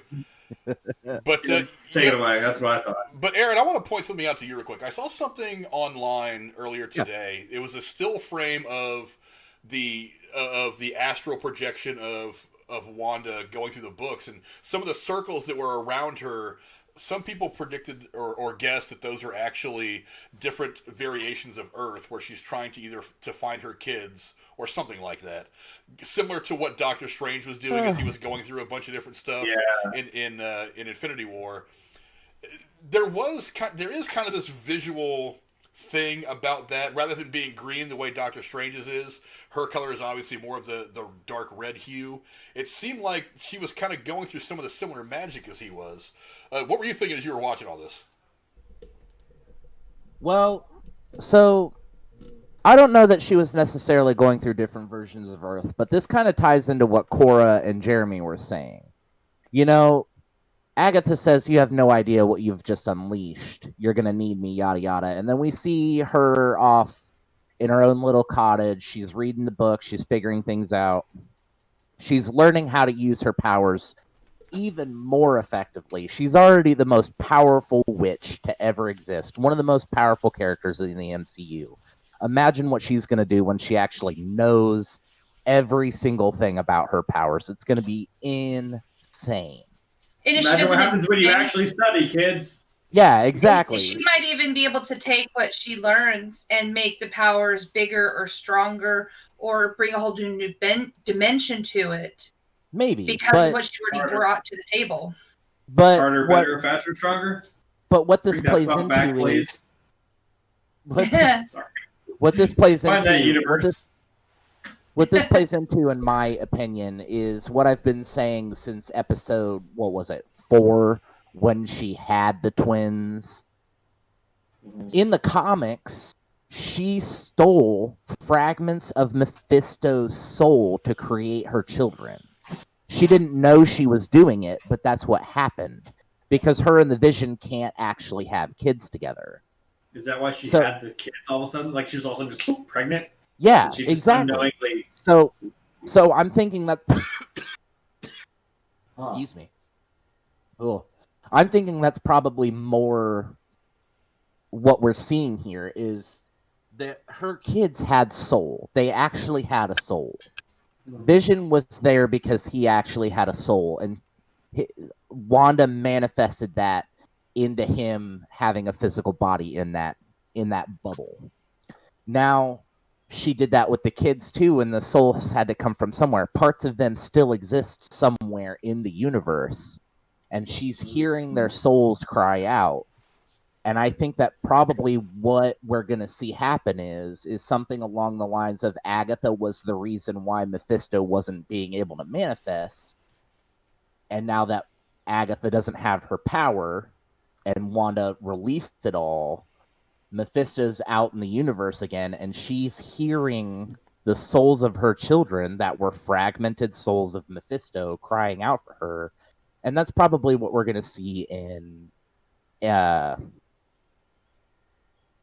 Doctor Strange. We're probably, because again, he's reportedly the main villain of Doctor Strange, and you can't have all of this stuff that is so largely taken from the comic books happen in this show.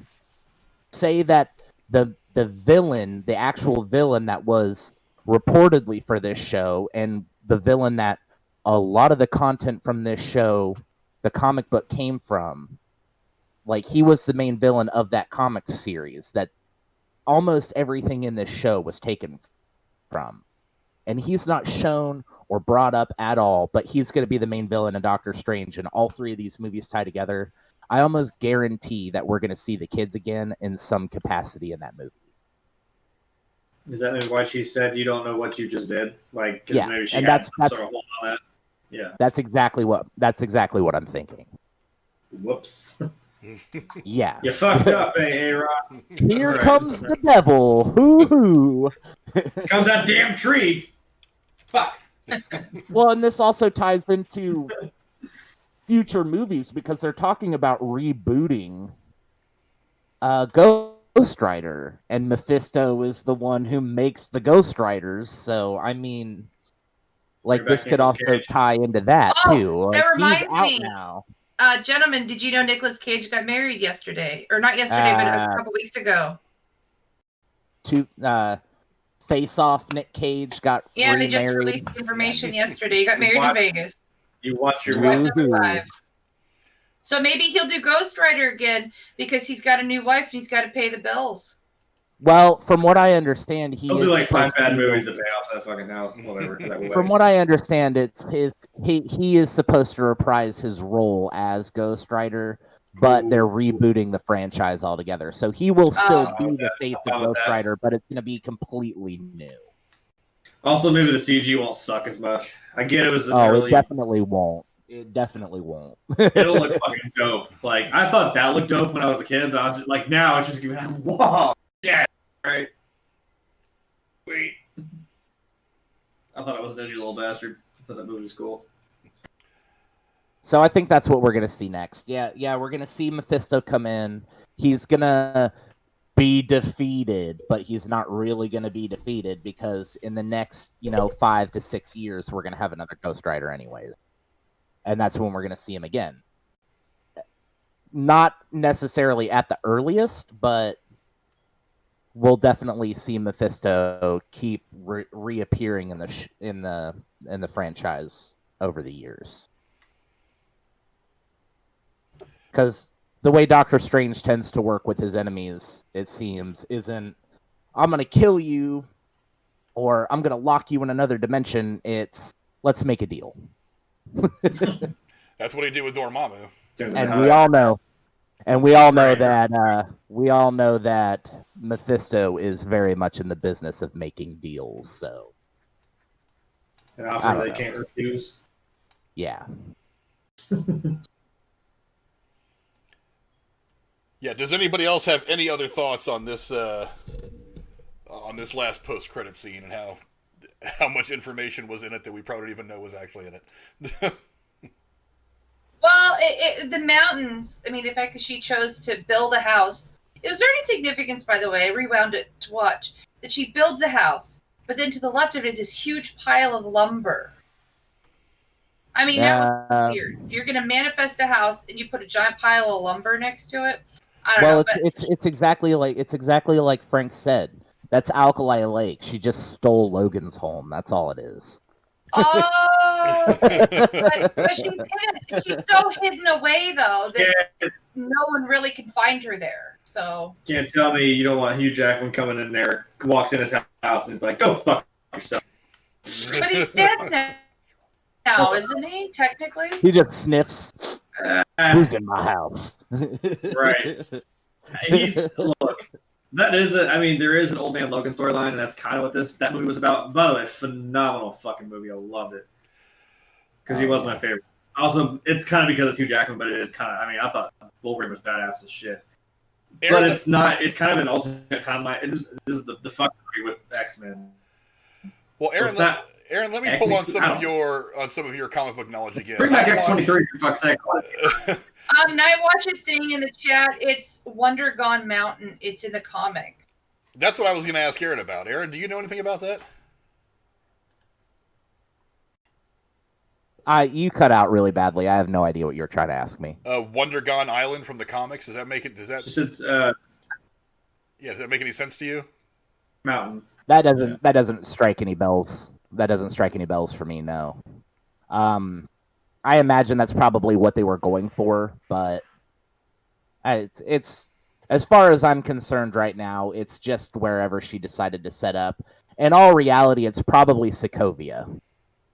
I thought it was Sokovia too. I was wondering that too. Did she just go back home? I don't know. Yeah. It could be Sokovia. I guess that kind of makes sense. Wouldn't that wait? Wouldn't that suck if she went back to Sokovia? And remember, now this is later, and then Far From Home happens, and Peter Parker accidentally set off all those fucking missiles, and all of a sudden another one fucking comes down with the Stark name on it, and it's like, son of a bitch, not again. He turned almost drove, and another one comes to her house. Fuck. Here we go again. Oh, man. Well, this time she can just yeet it and out. one of them malfunctioned actually come through her fucking roof. Yeah, no kidding. Yeah, but that's... Yeah, I got the distinct impression that was Sokovia. Yeah. Probably the hole that that was left when the whole continent was ripped from itself. I don't know. Yeah, Nightwatch says it's tied to her origin in the comics. This Wondergore Lake. I don't know anything about it. I'll have to look into it and see what I can find. I've never heard of it. But I mean, you never know. I mean, like I said, they're picking and choosing elements of the comic book and kind of building this new universe around it. So it's entirely possible. I mean, they took Agatha Harkness and made her into a pretty kick-ass bad guy for those WandaVision series. So I don't know. In Feige, I trust at this point. They haven't really done a whole lot wrong. But anyway, Cora, do you have any final thoughts as we get ready to get out of here for the night? I just have to say thank you to you and Jeremy for wanting to touch on this, because I never would have watched this series if it hadn't been for you guys. And while I loved X-Men years ago, I never really got into MCU, and now I'm actually really enjoying it. So thank you for enlightening me and including me in this journey. I really am enjoying it. So besides that, I loved WandaVision, and I'm really excited to watch it all over again, all 9 episodes with Dan this next week. And I'm excited about next week with Nightwatch joining us on the series wrap up, and glad to have Aaron here and your brain. And I just love your setup in your room, by the way. The brick wall is really, the contrast is really cool.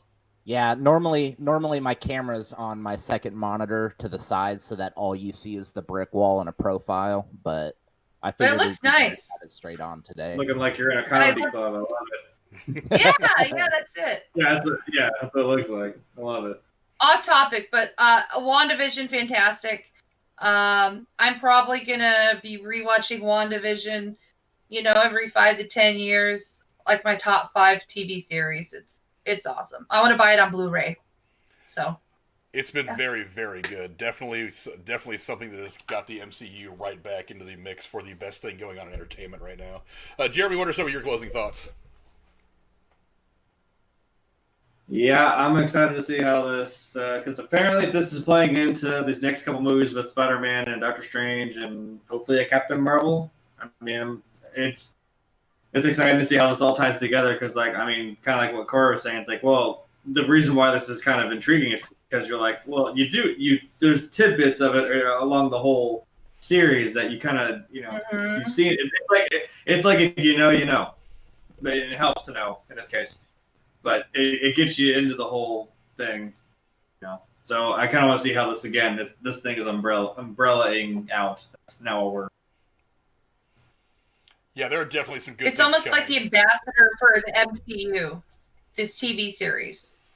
Oh yeah, it's bringing people in. I'm not the only one I've known or heard of who's now interested in MCU because of this series.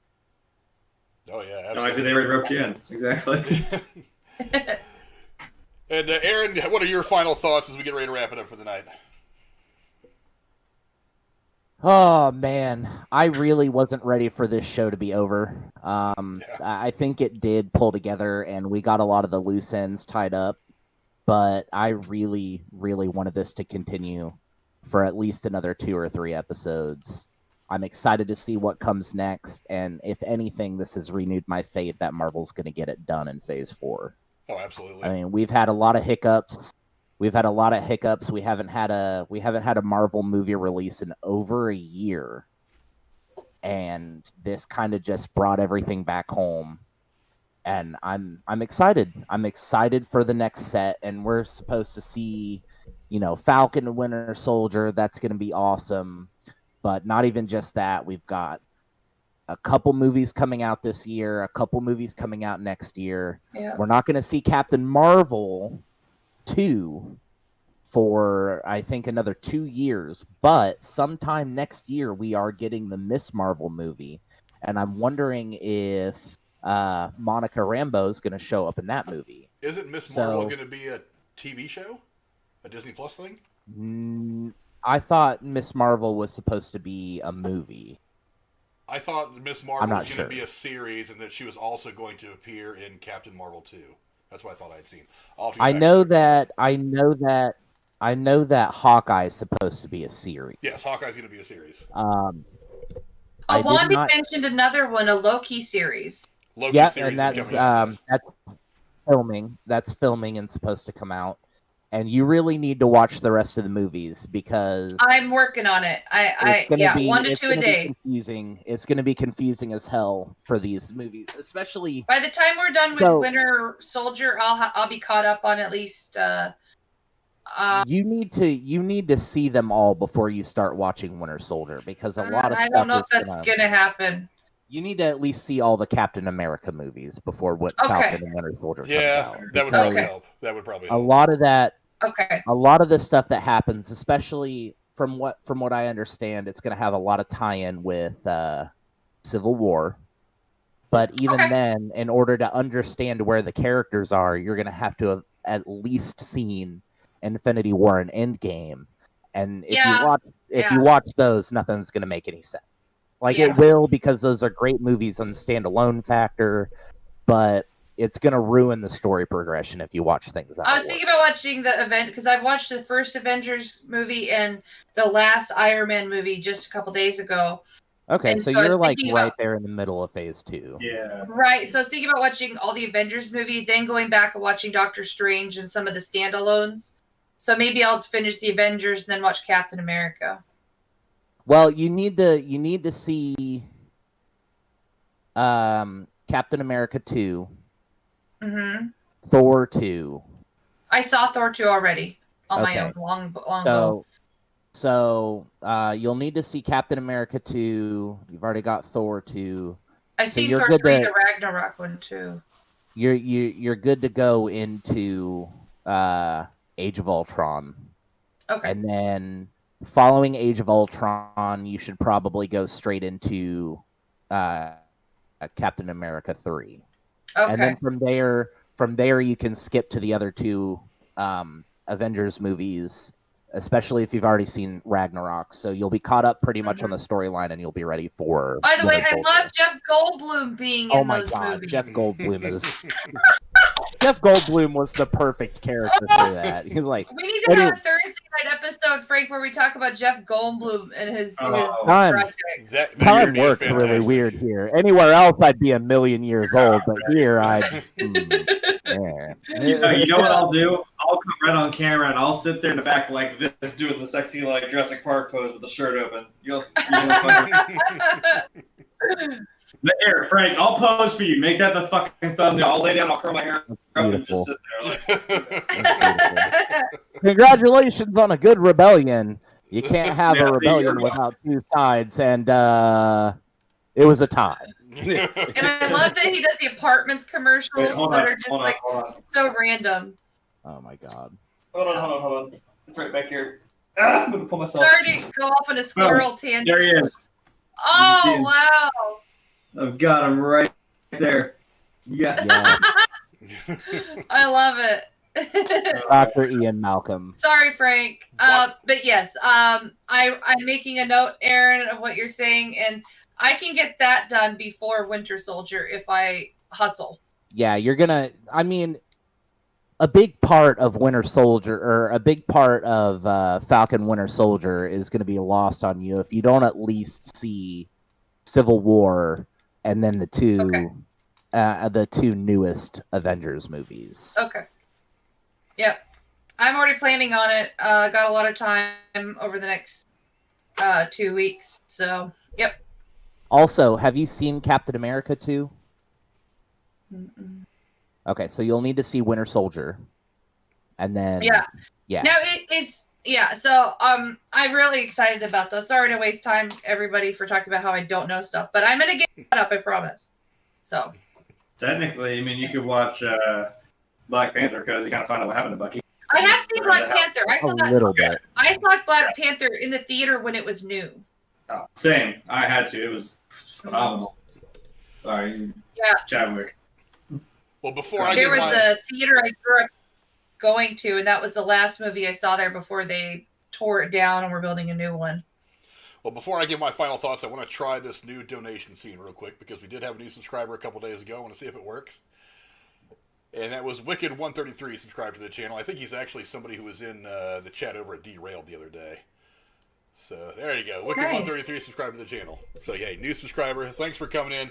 We hope we don't chase you off too soon. But oh hey, I played twice. Hey, that's right. At least now I know it works. But as far as my thoughts are concerned, I think that there was a lot of concern after Endgame that the MCU was going to take a bit of a nosedive for a while, because we had this great apex of this Infinity Saga with Endgame and Infinity War, and what could they possibly do after that that's going to be any good? And then of course, while we're trying to figure out exactly what they could do, we get hit with this pandemic stuff, which there was a lot of schedule releases out of whack. We were supposed to have was it Black Widow we were supposed to have almost a year ago, and we haven't got that. This show got pushed. A bunch of other stuff got pushed. We've been going for like Aaron said, a calendar year now, if not a little bit more at this point. Well, yeah, about a calendar year from when WandaVision Episode 1 dropped with no new content from Marvel. And so all these questions of, well, is it finally superhero fatigue, blah, blah, blah. Then WandaVision comes in. And WandaVision a couple weeks ago was certified as the most watched television show on the planet. So yeah, this franchise is still very much alive. And when I say in Feige we trust, I'm not just saying that because I'm trying to suck off the Marvel fanboys that might be watching, or Kevin Feige himself. But I say that because they have not, even the stuff that I don't agree with that Marvel's done has turned out phenomenal. It's just been, everything they've done has worked. Their casting has been spot on. The storylines, the way that they have these individual stories that culminate into these grand things, it's never been done before. Never, ever, ever in history has it been done like this before at this level. So yeah, this TV show was freaking phenomenal.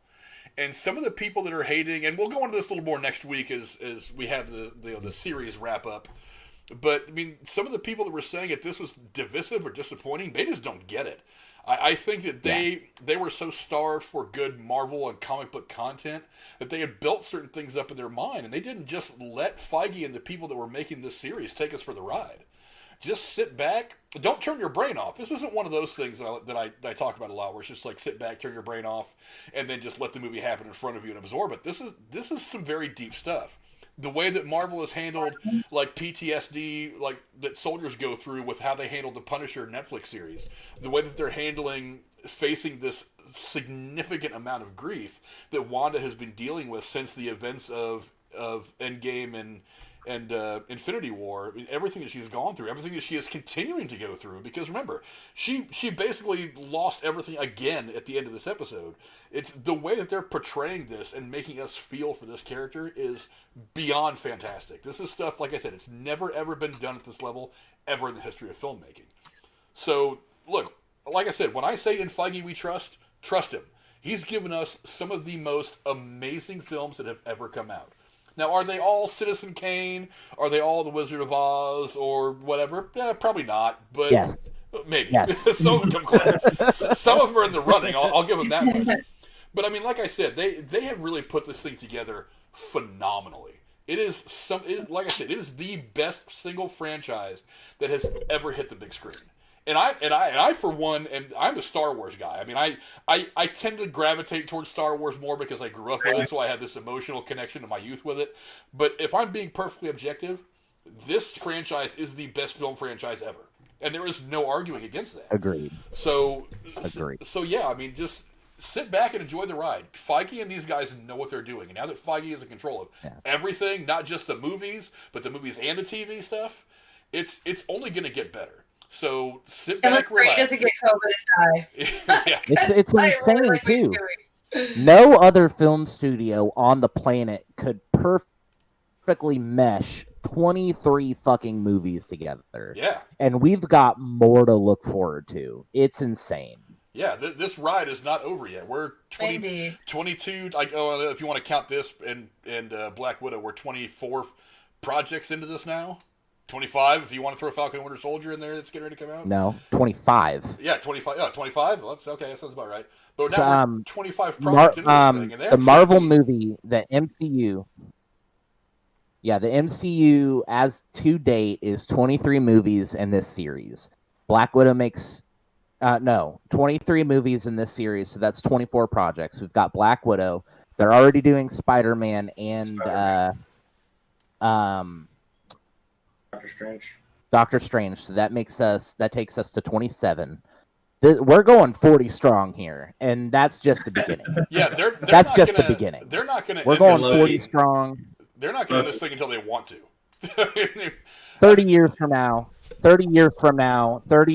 we're going to have 100 movies, 28 fucking TV shows. Everything's going to tie in beautifully, and our grandkids are going to be like, "Oh, did you see the new Marvel movie?" And we're going to have to be like, "Shut the hell up. I was there when this started."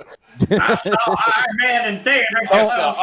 Don't speak the dark magic to me. I was there when it was written. Right. 2008. But yeah, it's been a fantastic run for this show. I'm really glad. Snap you out of existence, child. I'm really glad to have had Jeremy and Cora here with me throughout this entire ride, and Aaron to come in this last episode. He'll be here with us next week, as well as Night Watch from the Night Watch Zone. He'll be here to break down this entire series next week. So we'll spend a couple hours just going through all kinds of crazy stuff. The TV through the years theme that they had throughout most of this series. Wanda's particular journey, the amazing cast. We're going to talk about all this stuff, and we'll probably finish up talking about what it will mean for the future of the MCU and what we can expect to come over the next couple of years. But thanks all you guys for hanging out with us. I appreciate all you guys, for you three particularly, for coming on here and talking with us tonight. And we will see you guys next week when we break all this thing down. Oh, don't forget, we'll be back Thursday when we talk about our spoiler review for Coming to America 2, and we'll be going over some of our favorite Eddie Murphy films as well. So, yeah, we'll see you guys next Thursday, and then obviously again next Monday as we finish breaking down the WandaVision series. Thank you guys very much for stopping in and watching this. We'll see you guys later. Adios.